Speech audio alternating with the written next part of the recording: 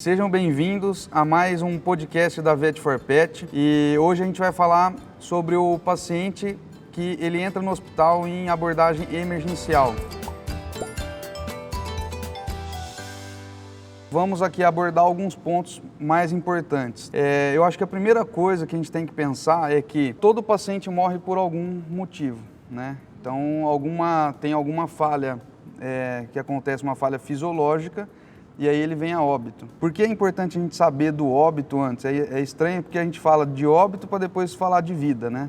Então, por que eles vêm a óbito, né, Lu? Fala um pouco sobre isso para nós. Simplificando, todo paciente ele vai vir a óbito porque aconteceu alguma hipóxia. Seja uma hipóxia hipóxica, que é por falha ventilatória mesmo. Uma obstrução desse canal ventilatório, que seria da entrada do oxigênio até a chegada no pulmão, uma broncoconstrição intensa, ou por causa de uma hipóxia isquêmica, que seria uma falha na bomba, ou por uma hipóxia anêmica, que é a falha no transportador. E aí também tem a hipóxia citotóxica, que é no paciente em sepse. Vamos entrar um pouco em cada uma dessas hipóxias, porque muitas pessoas não estão familiarizadas, né, com os termos. Então, dentro da hipóxia hipóxica, a gente tem o edema pulmonar, né, seja ele cardiogênico ou não cardiogênico. Por mais que o cardiogênico tenha alguma falha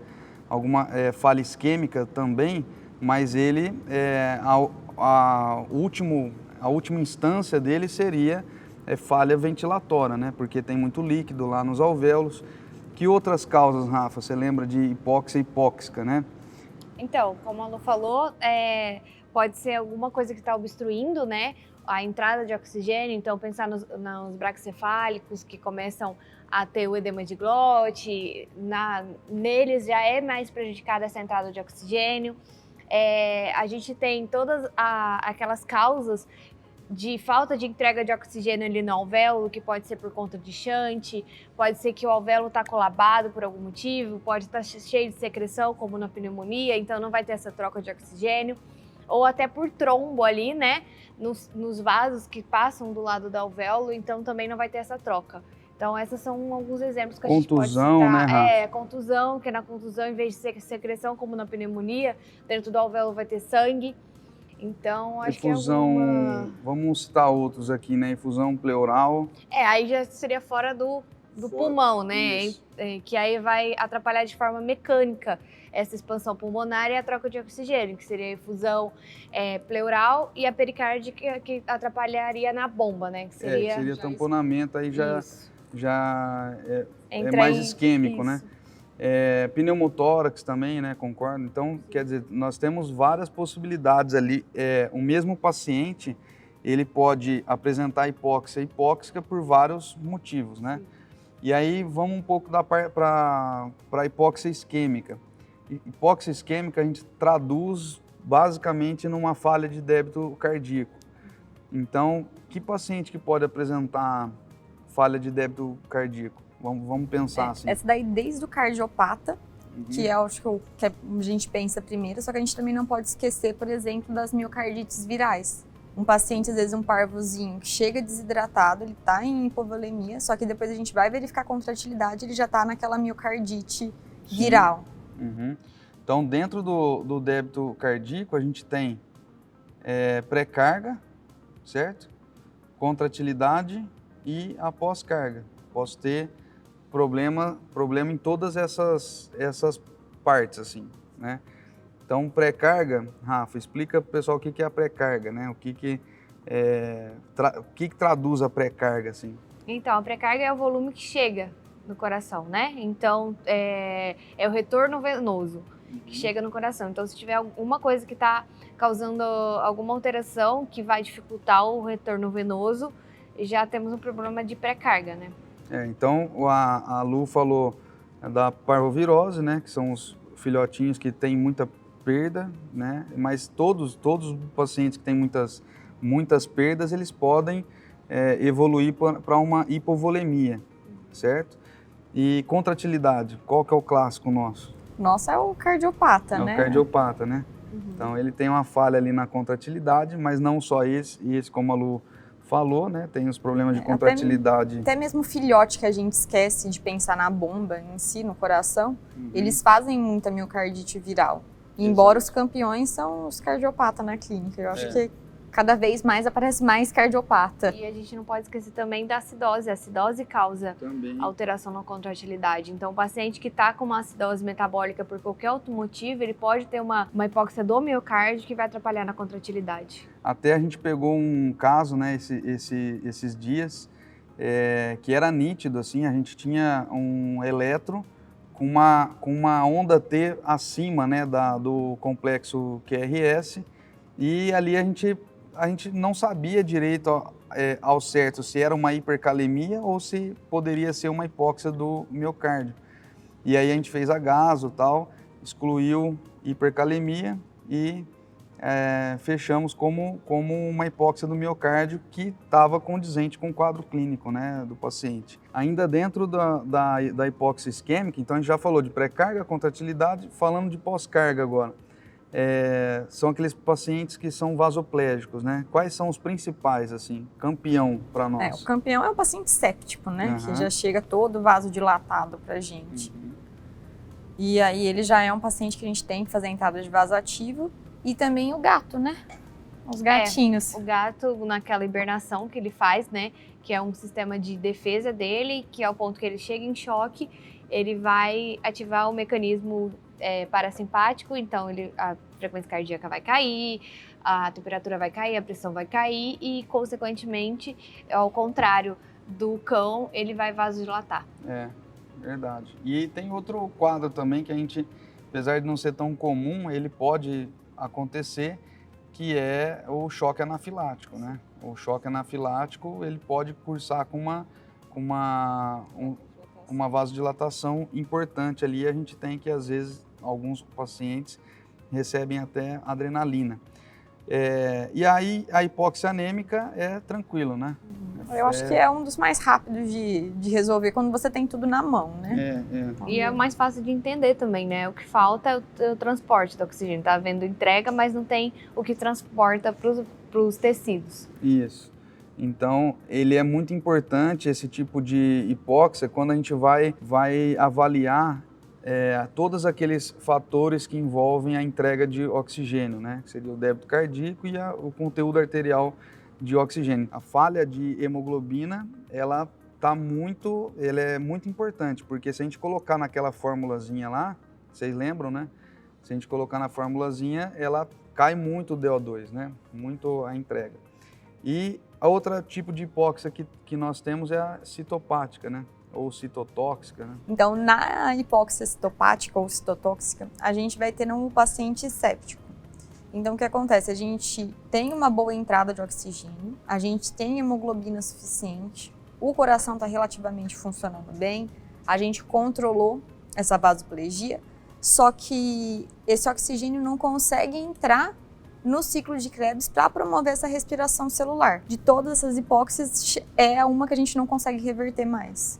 Entrando nesse quadro é irreversível. Isso que foi abordado até agora é muito importante porque importa para nós que nós estamos recebendo esse paciente na emergência, tá?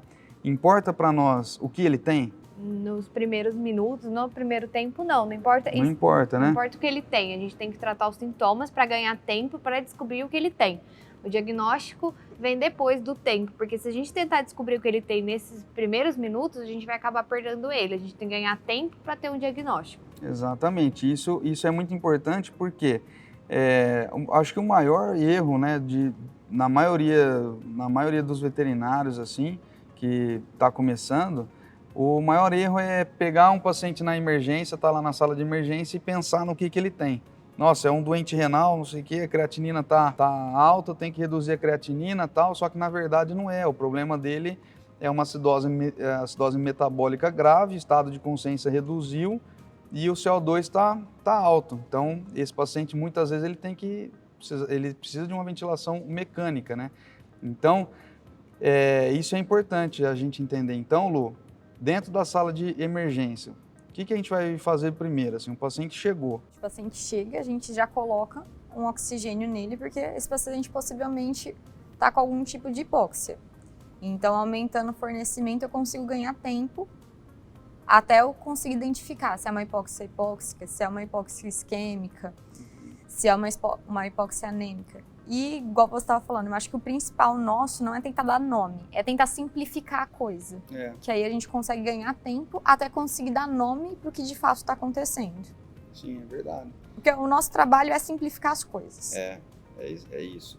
E aí, colocou oxigênio, viu que a saturação bateu 100%, 99%. O que a gente faz? No momento oportuno, a gente vai retirar esse oxigênio e ver como é que o paciente vai saturar.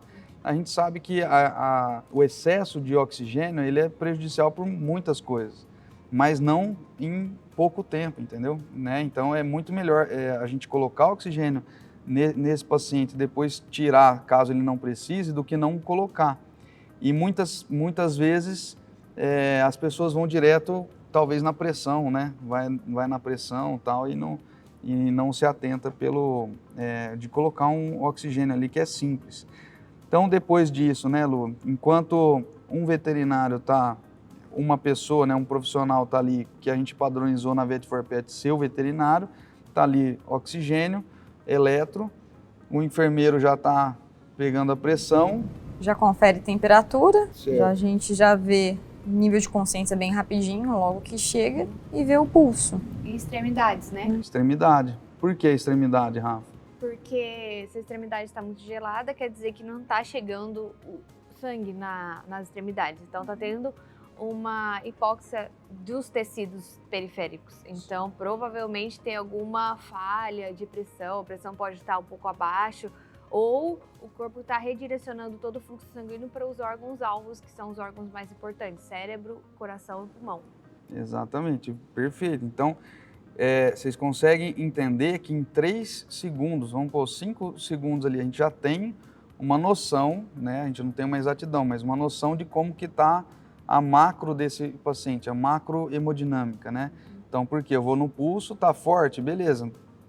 Possivelmente essa pressão está maior que 60. Temperatura periférica está normal, esse paciente está mais estável.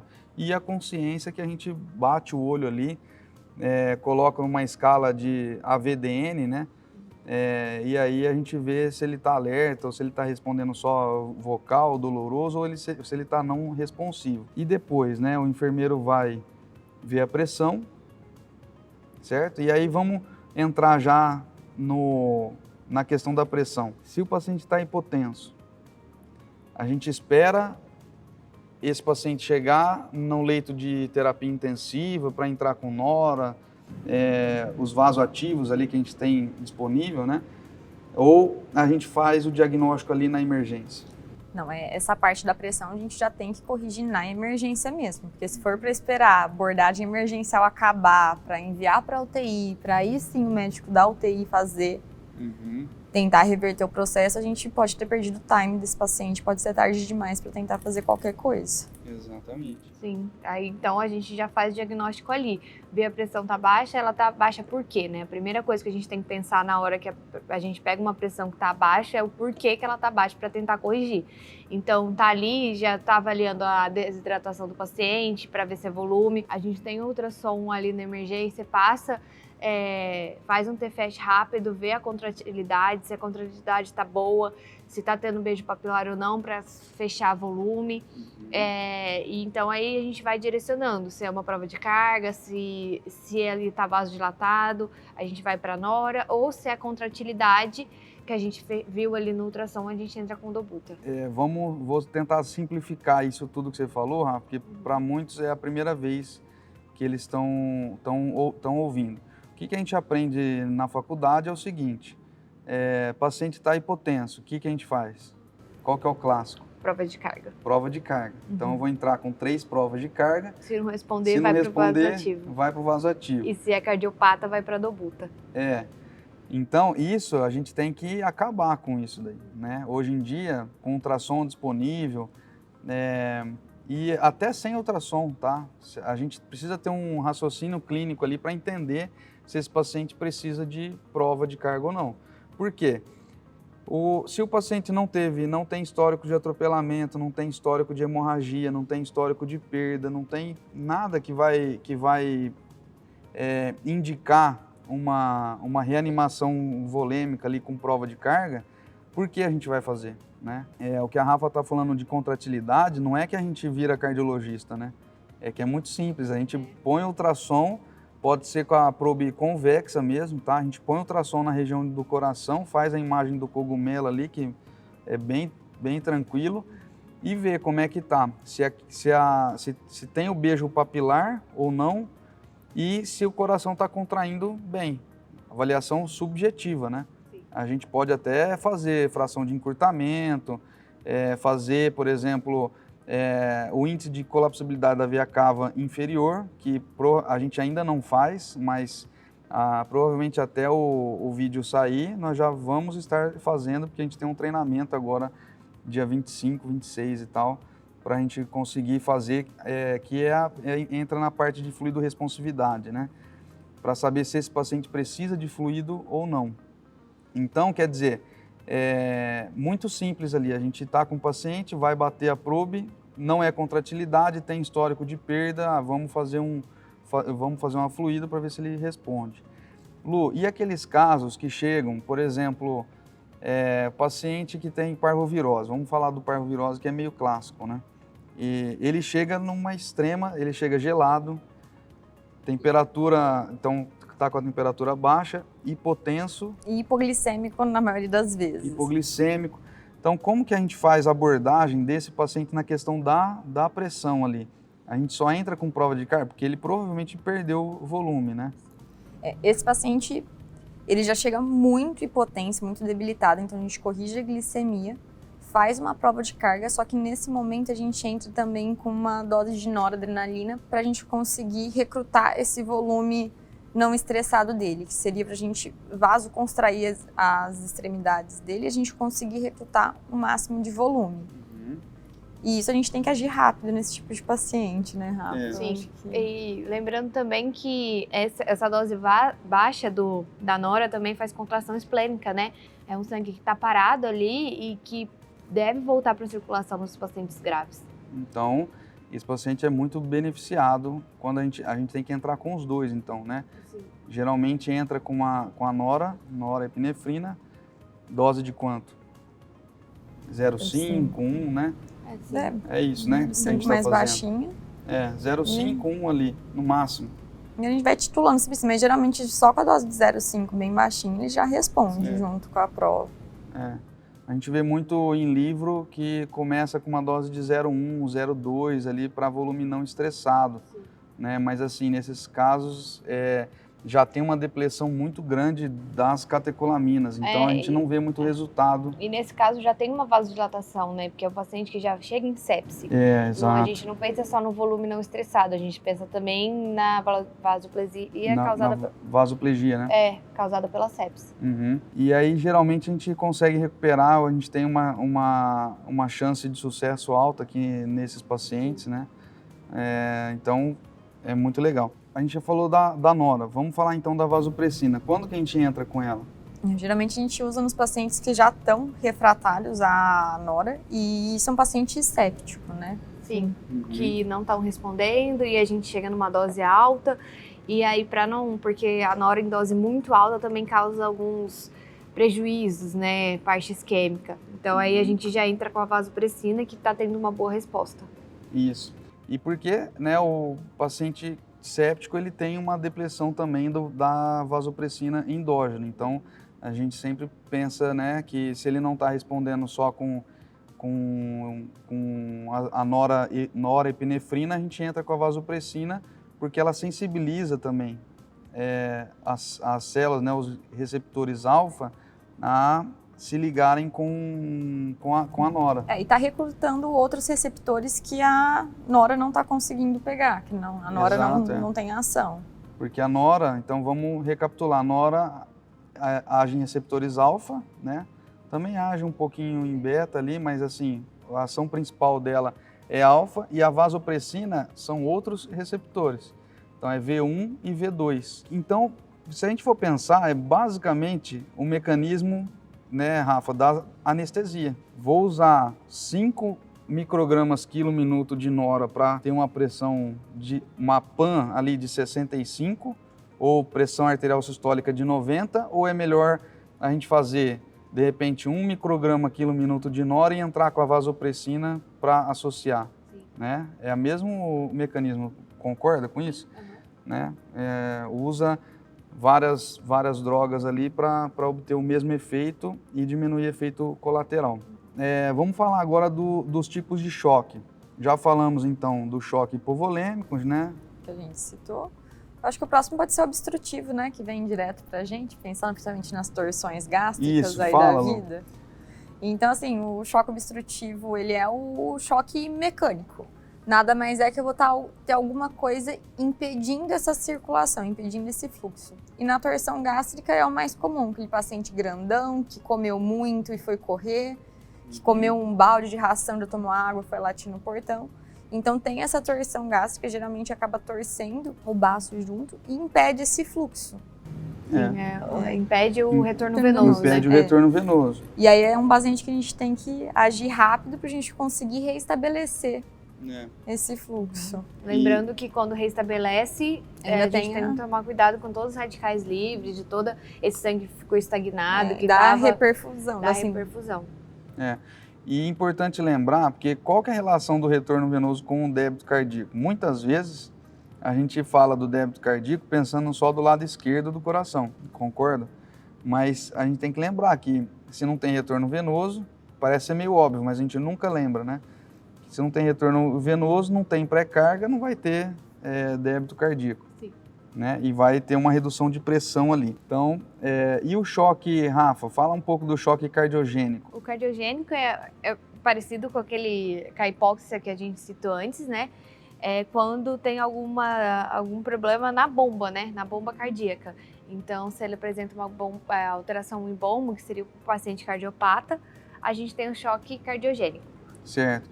E qual que é o ápice, assim, daquele paciente que chega com um choque cardiogênico? Como que ele se apresenta? Lembra do frio úmido? Sim, né? A gente tem 4 categorias, né? Que é o quente úmido, quente seco, frio seco e frio úmido. O frio úmido seria o pior, né? Que tem as extremidades frias e que está em edema, por isso o frio úmido, que seria o nosso pior, considerado o choque cardiogênico. Ele está congesto e está hipoperfundido, né? A pressão está baixa. Então, aí a gente chama de choque cardiogênico. E com qual droga que a gente entra primeiro para esse paciente?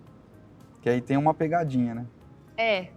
A gente aprende que a gente tem que entrar de cara com a dobutamina, né? E não é bem assim. O que a gente aprende é que o que a gente aprendeu agora mais recentemente é que tem que avaliar a contratilidade, porque se você entra com uma dobutamina em um paciente que já está no seu ápice de exaustão cardíaca, você vai aumentar o consumo de oxigênio da câmara, dos tecidos cardíacos, e vai piorar ainda mais o paciente. Então, talvez, nesses casos, a gente tem que avaliar bem se ele não está precisando de aumento do retorno venoso e tomar cuidado para você não entrar com dobutamina, aumentar o consumo de oxigênio da parte cardíaca e piorar ainda mais esse paciente. Uhum. A dobutamina, ela na medicina humana, eles classificam como uma droga inodilatadora. Por quê? Né? Uma dose de 5, que é usual, pode ter efeito vasodilatador. Talvez esse paciente que chega num choque cardiogênico, a gente, antes de entrar com a dobutamina, a gente estabiliza a pressão com o quê? Né? Não tenho certeza dessa informação, mas eu sei, já ouvi falar que na medicina humana eles optam até por entrar com adrenalina, que tem um efeito beta-1 mais potente do que a nora, tá? Para depois depois eles avaliam a questão da dobuta. O que a gente está fazendo? Entra com a nora, recruta aquele volume não estressado para melhorar o retorno venoso. Aí tem uma questão também da PMEC, com isso a gente aumenta a PMEC, tá? Porque geralmente a PVC desse paciente está alto e a gente sabe que para haver fluxo nós temos que ter uma diferença de pressão. Então, se a PMEC, que é a pressão de enchimento circulatório, está igual ou próximo, muito próximo da PVC, a gente tem uma redução do retorno venoso. Então, entra com a Nora por conta disso e porque também ela tem efeito beta 1. Não é um efeito moderado, vamos dizer, mas ela tem efeito beta 1 ali, a gente consegue reestabelecer a pressão desse paciente para a gente conseguir avaliar outras coisas, né? E o choque, falamos do obstrutivo, distributivo, né? Choque distributivo, então. A gente já falou um pouquinho, né? O choque distributivo é o principal, que ocorre na sepse, né? Que vai ter aquela intensa vasodilatação, aquela intensa vasoplegia. E é um choque que principalmente a gente entra com tentar melhorar essa questão de vasoplegia. Então, entrar com Nora, avaliar se entra com vasopressina. Isso. Tentar restabelecer. Não esquecendo do choque anafilático, né? Também. Que também é um exemplo que a gente não pega muito na rotina, mas também é o mesmo princípio, né? São choques que causam vasodilatação e a gente tem que tentar consertar isso. Sim.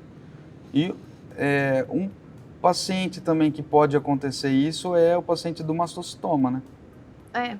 Libera muita histamina, né? É o mesmo princípio do choque anafilático, né? Mesma coisa. É o mesmo princípio. Então, a gente restabelecer, né, essa Pressão, entrar com vaso ativo. Isso. Percebam que a gente não está falando, em nenhum momento aqui a gente falou de microcirculação. Por quê? Nós estamos falando do paciente que está na sala de emergência.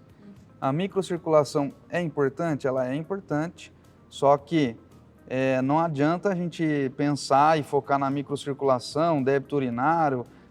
Lógico que é recomendado que a gente olhe o lactato e veja principalmente o clearance dele, mas também não adianta a gente ver lactato se a pressão tá ruim, se o débito cardíaco está ruim, né? Se eu tenho um paciente ali vasoplégico, estado de consciência ruim, né?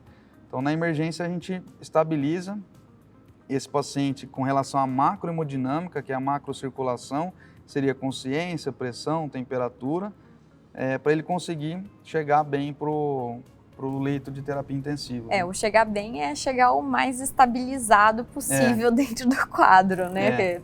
A Rafa teve até um caso esses dias, né, Rafa, que vocês atenderam e era um paciente hipoxêmico grave ali. Vocês entraram com a oxigenoterapia convencional e o paciente não respondeu.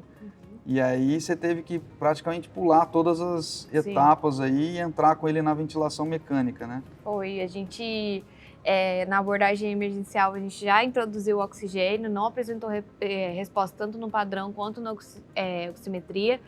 Ele foi encaminhado para UTI, a gente fez uma hemoglobimetria arterial com o paciente no oxigênio, ele estava com PO2 muito baixo e a saturação de ETT4. Então a gente pulou todas as etapas e já pôs o paciente na ventilação mecânica, que foi o que salvou ele, né?